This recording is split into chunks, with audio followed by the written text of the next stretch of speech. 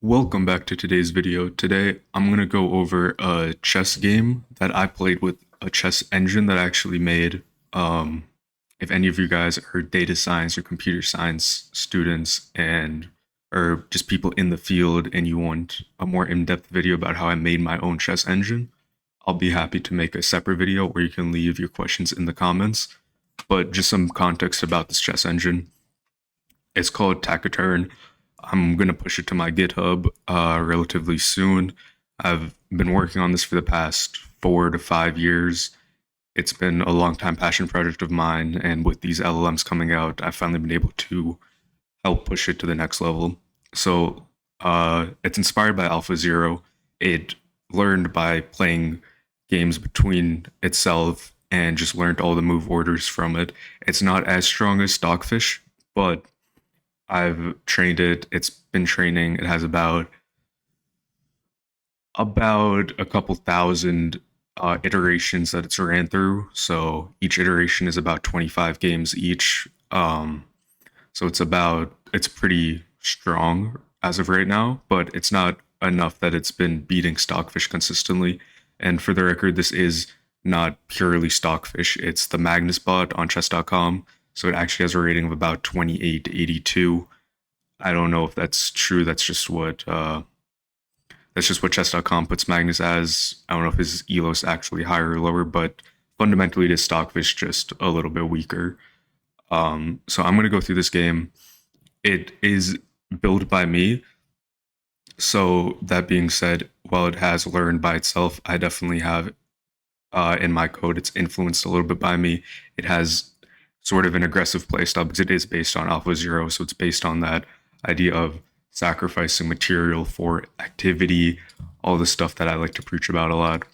So let's just begin. So the game starts with a relatively normal 1e4. Let me just switch this so we're playing it through Tachyturn's perspective. So with the black pieces. So here, what it responds with is, let me just turn this suggestion arrow off. Tachyturn starts with 1c5, so the Sicilian defense. Remember, in all these iterations that I've played and the games that I've studied looking at it, it either plays e5 or c5, so Sicilian or just king's pawn opening. It doesn't like playing some dubious openings like the Scandinavian. It really hates that. It doesn't like Al Johan's defense. It doesn't like the Caro. Separate video on that, which is why I also condemn the Caro. And then just other openings, maybe like g5. It doesn't play too often. It prefers c5 or e5 with the black pieces. And also, just side note, I'm gonna make a separate video if you guys want on it playing with the white pieces. It's very interesting how it plays with the white pieces. It's very AlphaZero like, and I'll just give a quick insight into what it does with the white pieces. It doesn't go for e4, it goes for d4 because it doesn't like playing against a Sicilian. Similar to AlphaZero, it's found that it's very difficult to get a winning advantage against a Sicilian. Obviously, it's not as strong as I would like it to be yet. So maybe in the future it will play e4 and get more Ruy Lopez openings or Italian games, or just maybe even a King's Gambit. But remember, at the engine level, engines hate the King's Gambit. So just moving on to the game. F3, d6, d4, c takes, knight f6, knight c3, a6. So Tachyturn opts for the knight over Sicilian. It could go for the dragon. Similarly, I don't play the dragon, just like this engine doesn't like it. Bobby Fischer famously condemned it. I had a separate video on that on my channel. You can go check it out after this. So after this, Stockfish responds with g3. Basically, this is called the Zagreb variation. The idea is just to fianchetto your light squared bishop, support this pawn, short castle, and just get a nice solid position. Here, e5. Idea is simple, kicking out this knight. This is nothing crazy yet. This has all been played before. This is all opening theory.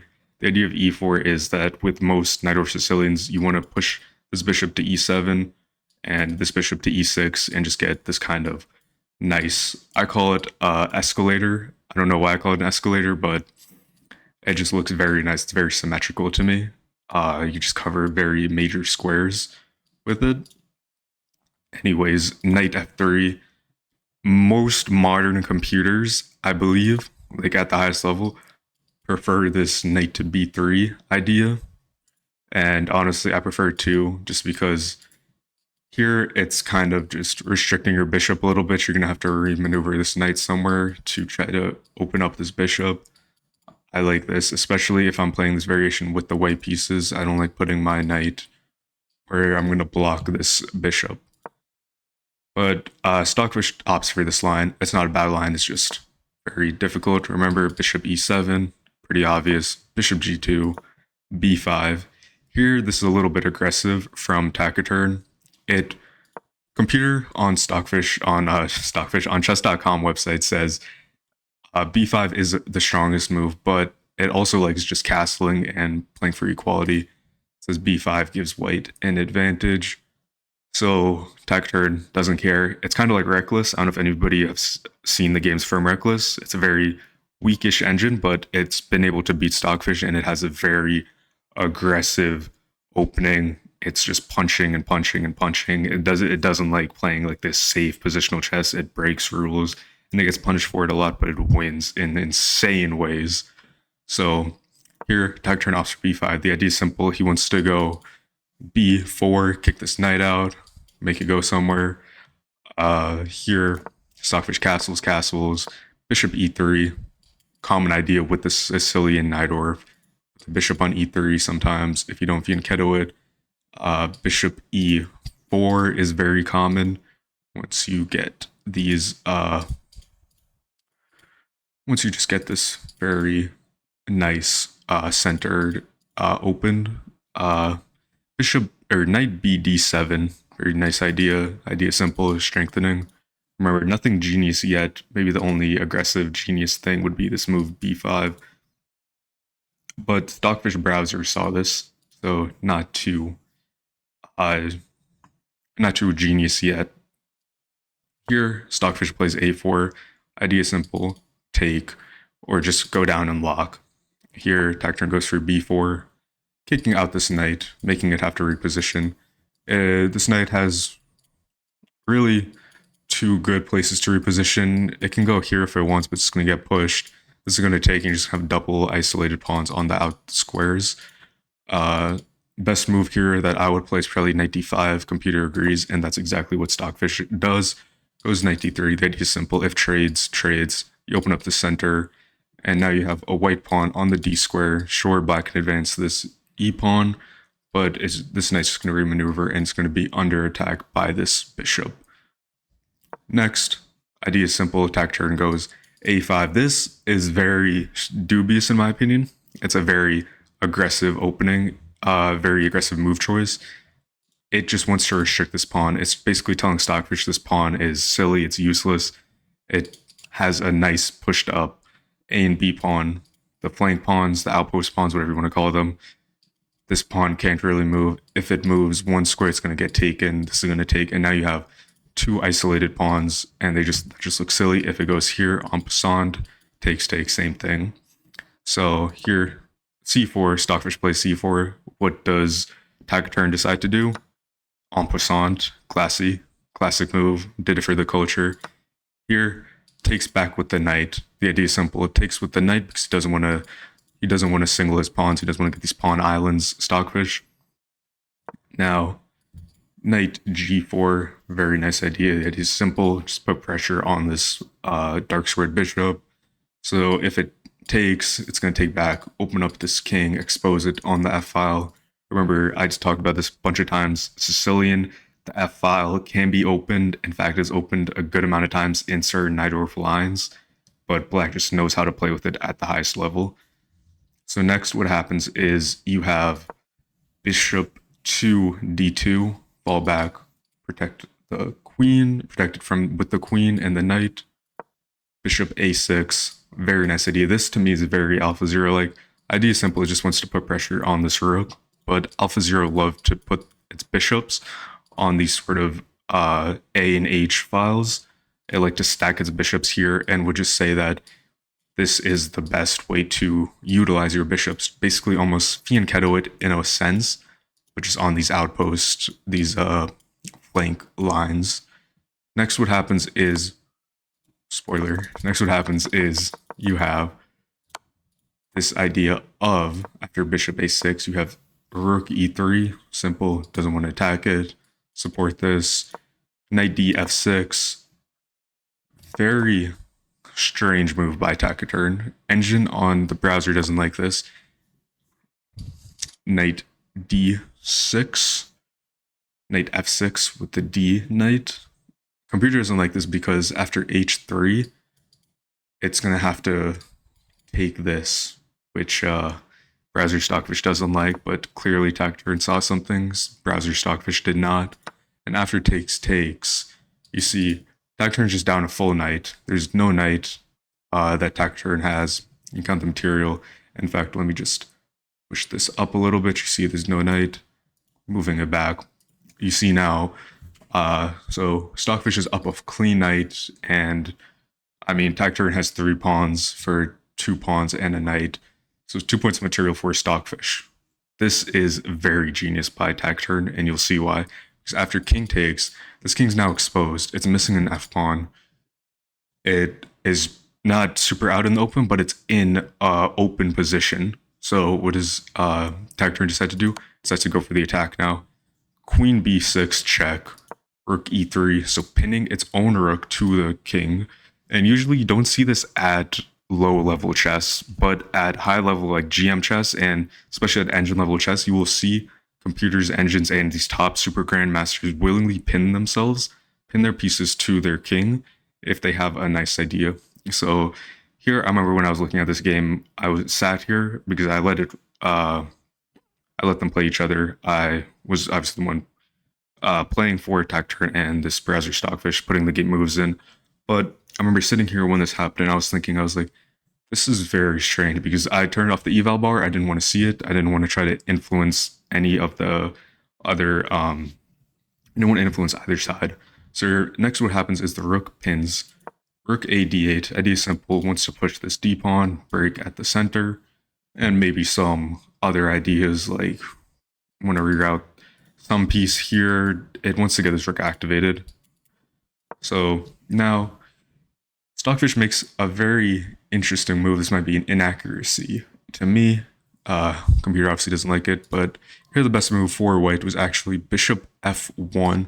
The idea of bishop f1 was that basically you have this move d5 to break at the center, and after e takes, you just play bishop c5 with the black pieces, pinning this king to its rook to its king, and actually after bishop takes a6, queen takes a6, queen e2, queen c8, king g2. This is actually fine for white. It's actually better for white. But here, Stockfish decides to play this move, knight h4. Can't really tell you what it saw. Remember, these are super high level engines. I can't explain every move. Sometimes these moves just don't make sense because the human mind simply can't comprehend it, like the fourth dimension. But anyways, here Taciturn plays a move d5. d5 simple, wants to break, and you see the same thing happens. It's just now instead of having your bishop on, what was it, f1, you have your knight on h4, and the engine doesn't like this. Browser Stockfish doesn't like this. Doesn't like it meaning white doesn't have an advantage. It's still a good move. Engine says it's equal, dead equal, 0.00. But here after takes, you have the bishop, once again, pinning this rook to the king. Here, queen to c2, rook b8, stacking the queen and a rook.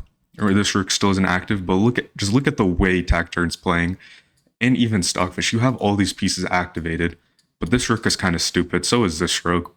Both rooks are stupid. Each side has one rook that's just kind of silly, kind of stupid. But I would say this one on the white side is doing maybe a lot more than this rook is doing. But here, look at the way the pieces are coordinated. This rook, it's not really active to an extent because it's pinned, so it can't do much. But this knight is doing something in the long term. This queen is just barreling down to the h7 square. This bishop supporting this knight, strengthening this pawn.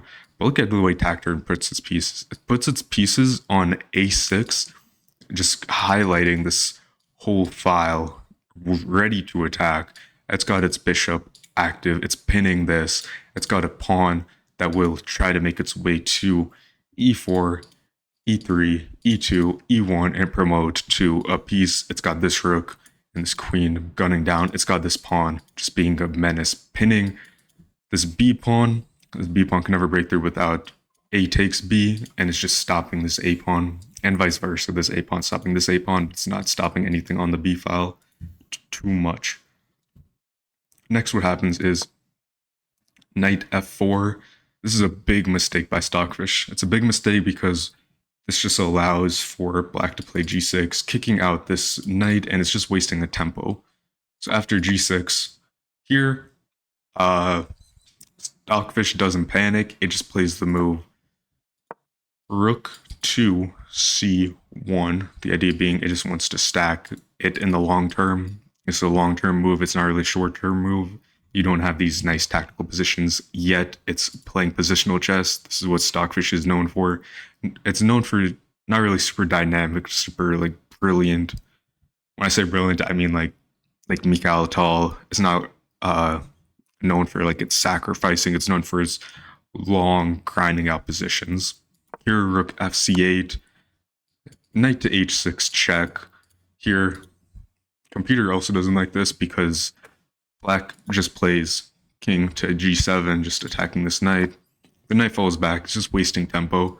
Here, queen takes b2. The idea of queen takes b2 is very simple. It wants to trade off the queens, and just get its rook active, pinning this bishop to a king, ultimately winning something with this rook being pinned still.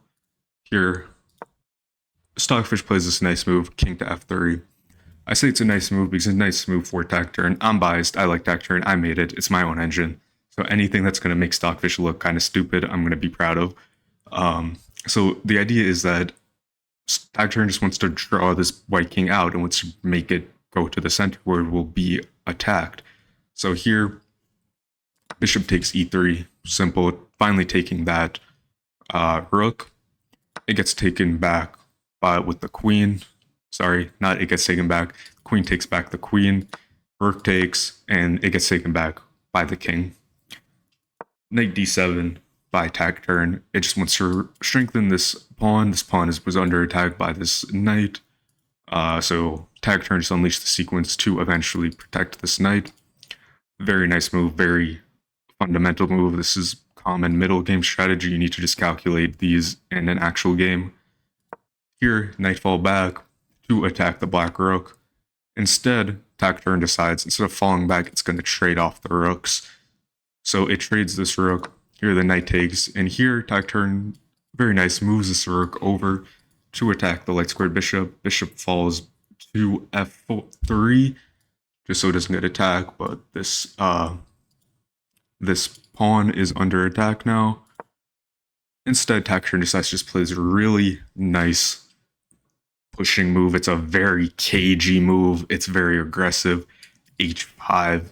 D is simple, kicking out this knight. But look, it's just opening up its own king side to get king mobility. It wants to bring this king to the center. This knight is being a menace. It's just holding this right here. If black wanted to bring its king to the center, it's gonna have to wrap around and just try to get just somewhere in this area if it wanted to. So instead, h5, kicking out the knight.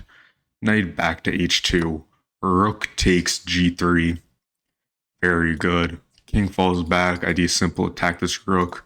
Tacturn, not afraid. Just pushes this pawn up. Knight or king can't take this rook anymore because this pawn is protected. This pawn basically can never get attacked. It would have to get attacked by something like this, but that's just never gonna happen. Because obviously, if the bishop were to come here, the rook would come back. Let me just show this line here because rook takes g5. Now Stockfish is just down a whole bishop, and black just has so much coming. It's got nice pawn chain here. It's got a bishop just restricting this axis. It's got a pawn on the flank flank pawn just holding this knight's not doing anything. So anyways, after bishop g2, attack turn plays f5. Idea is simple. Engine doesn't like this. Engine thinks our rook b3 is better, just attacking this knight. I like f4 or f5. D simple just wants to push. It wants to it's utilizing all its pawns. Look, every single pawn was pushed once. That's left. And I think every single pawn was pushed. I don't think a single pawn was here that got taken or traded wasn't on this back rank. So every pawn is utilized. Even for the white pieces, I think maybe all of these pawns were utilized. Here, at D simple, it's a free pawn. So Stockfish just takes it. E4, D simple, remember Pawn Storm just wants to rush this white king. That's how attack turn plays. I studied a lot of its game. It's my own engine. It loves to just swarm the king with these pawns, and it likes to restrict access. Restrict access, have its own king mobility, and just storm on the king side, especially with short castling. And that's kind of how AlphaZero played. It played with king mobility. It loved its king movement, and it utilized a lot of its pawns. I remember there's you can look at all the AlphaZero games. I think not all of them, all the ones that are released to the public. It's a big bunch. I've studied them for a long time, but it loved to just rush its pawns. It loved to this really aggressive pawn moves. So anyways, the knight falls back here. D simple, it put pressure on this rook. If black doesn't move it, let's just say black does something like this. White takes on g3, h takes, king takes, and white has a major advantage. So here, after knight f1, black plays rook to a3, knight e3, once again strengthening this and just having access to a lot of more squares. Remember, when you put a knight on the edge of the board, it only covers 4 squares as opposed to its 8. That's just math, and that's good for understanding chess. King f7, idea simple, wants to bring its king up. Knight e d1, very simple, wants to just reroute it and put pressure, support this knight, just wants to utilize every single piece that it can to try to save this game. Here, rook a2, bishop d8. The idea of bishop d8 is that cut off this king. This king would have to come here, but now the black bishop can just try to restrict black's king's movement. Knight f6, just cutting off this dark squared bishop, saying you can't come and target this pawn anymore. You can try taking it, but then you just have this, which is not what happens here. Instead, after bishop d8, knight f6, white plays this move, pawn to d6. Simple, just wants to try to get its pawn over and promote for a chance of winning. Attack turn responds with king e6, putting pressure on this pawn. King e1 from Stockfish. Knight d5. Very nice idea, saying, you can take this if you want, I'm going to take this. And that's exactly what happens, sort of. After the pawn is taken by the dark squared bishop, attack turn puts its knight back to f4, just putting pressure on this light squared bishop. And here it actually takes this pawn first, because this pawn attack turn is saying that it's more important than this pawn on the d6 square. The idea is that you have this pawn chain, you have this pawn, really strong pawn chain, where this light squared bishop can't break through. So if this pawn gets to d7, this king can always take it. So attacker turn decides, what can it do in the meantime? It's going to try to take the most important pawn. This pawn isn't important because this light squared bishop can't reach it. Sure, the dark squared bishop promotes it on the promo, but nothing's protected on the light squared e7. So this pawn is more of a menace because black needs to bring all 3 of these pawns up to kill off this light squared bishop's full mobility and to eventually promote. That's exactly what happens. Knight takes on h3, bishop back to e7, knight back to f4, bishop to g5, knight to d5, bishop h4, finally king takes h6. Now it takes on h6 because, it takes on d6 because it doesn't really have anything left to do. But this is just a very trivial, not trivial, it's still complicated. Bishop g5, king e5, bishop h6, king f6. The next couple of moves, you're just going to see the pieces shuffling around just so Tacturn and Stockfish can find its footing. Tacturn still, remember, it's still learning, it's still getting stronger, so it needs to find its footing in these end games because it's a new engine. It's not, and it's learning by itself. I've only influenced it a little bit with my playing style with its AlphaZero. Like, it's inspired by AlphaZero, so a lot of it's going to be almost not similar, but it's going to have inspiration. You're going to see what it's inspired by in its play. Rook, bishop g2, g5. Simple wants to bring all these pawns. This pawn can't be taken because this dark squared bishop covers, or this pawn can't be taken by this dark squared bishop because king covers it. This rook, still being a menace, can't be taken by anything. Bishop to h1, g4. Remember, just pushing, that's what it's going to do with this full movement. And notice this bishop. This bishop hasn't moved in most of the game. It got to a6 and it stayed there most of the game. Bishop to h6, kind of just copying this, but in this case, this dark squared bishop's not too much of a threat. This light squared bishop is, because it's killing off everything from this black king. It's going to have to it's not going to be able to access most of its squares. It's going to have to play on a dark squared for most of the game. Bishop to f8, king g5, king g7, king h4. Have you noticed this? This king has moved basically on all these squares for the last like 10 or so moves. That's been most of the moves. King moving. It's getting to this fight. It's going to bring all its pieces and storm this white king. It's going to bring the fight to the white king. Here, knight to c4. Rook takes d1 check, stacking its own rook, giving Stockfish a piece advantage. But after this taking, Tacturn has the advantage still, but now it gave up its rook. But it's saying that people tend to say the bishop pair is better than two knights, but in endgames, usually in endgames are tricky for humans. Computers, they don't care. They're just calculators. They're cold calculators. They don't have emotions. But at human level chess, knights, especially the time control, you're going to be making mistakes. Sometimes knights can have a little more use in the endgame than the bishop pair.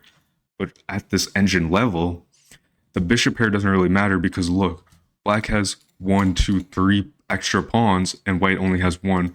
Black has 2 extra pawns than white. And look at this position. Each pawn, besides this one, is halfway across the board with this light squared bishop that will sack itself. It can take this anytime it comes. And also the A square is a light squared square. It's doesn't, so you don't have to worry about taking this yet because you have this light squared bishop. If it ever gets here, you just play bishop back, bishop here, and take, because this can never be taken without taking it back. So this king has to somehow get here and protect it. But even then, you're going to lose that pawn, and it's very hard to win with. You can't even win with one bishop. It's going to be very hard to, let alone defend this position. King d2, king h3, bishop e5, e3 check. The idea is simple. You can't take because the knight protects. So king has to fall back. Push this pawn again. Computer doesn't like this. Computer finds some crazy pawn g2. The idea is simple. Just take this. Actually, I think I would play this first, even at my level, at the human level. Some people might say that, well, this is better because you're getting this, but I feel like this is just it's too fast. I feel like a human can definitely see that you can wait to do this, and it doesn't matter if it takes, because then this just is promoted. But anyways, so pawn here, check. Oh, look, the engine actually thought it out. If you look back literally just like 30 seconds ago, it was saying that this is no longer mate. Here, pawn check, king to d2. And here, now finally we play the move g2. The idea is that this bishop has to take with check. Bishop can't move anywhere, so it's either you take it and win something rather than just letting it get taken and win nothing. And that's kind of something you have to think about. If you get your piece trapped, you have to think about, okay, what's the highest material I can win and take back at the expense of my piece? Typically, you want to win something back if you get trapped. Ideally, you don't want to get anything trapped, but you can't always guarantee that. Takes, king to e1, knight to e3, bishop d6, knight c2 check, king d2, promote the pawn to a queen with king takes knight, king to f3, bishop h2, king e2, bishop f4, queen b4, king c1, queen a3, king c2, and a very nice bishop d3 checkmate. Very nice checkmate with the bishop. This is a nasty, disgusting checkmate. This is everybody can admit this is a very nice checkmate. You're just cutting off the king fully and the bishop, the icing on top. Very nice. And that's kind of how attack turn plays. It plays like AlphaZero. It plays with this pawn storming idea. It plays with king mobility. It likes to restrict access to your enemy's king, and it will push and fight and just sack pieces. It sacked its own rook. It sacked its own knight. It sacked pieces. It sacked pawns just for your soul. And granted, this is a browser-based Stockfish. This isn't even the highest browser-based Stockfish that exists, but it beat a 2882 bot, which, like I said before, I don't know what the actual rating of that is on actual Stockfish, but it beat this browser, and humans can't even do that. And if you want, like I said before, you want an actual like computer science, data science, math, the explanation of my code, which will eventually be pushed to GitHub in a couple of weeks. Just got to polish it up a little more. I'm not going to push all the iterations. It will be something you download and train yourself, obviously, because that would be a lot to upload to Git. 5,000, couple thousand, maybe 5,000 iterations, each 25 games each. That'll take a long time. This is how you see, and this actually changed the way that I play chess. Even now, I've told you I've been working on this for the past like 4 or 5 years. This sort of aggressive chess that I grew up playing. I love this aggressive chess. I love storming. I love king mobility.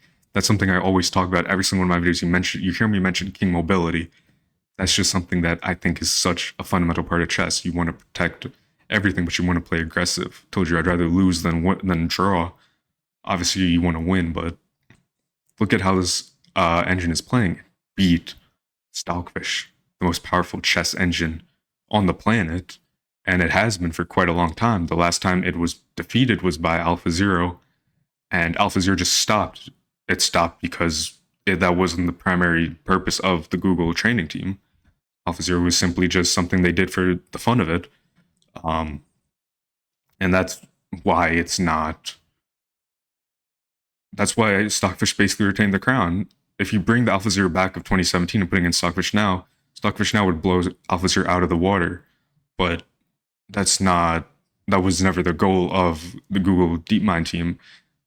They just haven't developed AlphaZero. And if they have done it, it's behind closed doors, and they haven't, to my knowledge, they haven't tested against Stockfish again. So for all we know, they could be training AlphaZero. It could be 10 times stronger than the Stockfish we have now. But this is how engines play. They play soulless. They will take everything just for the purpose of winning.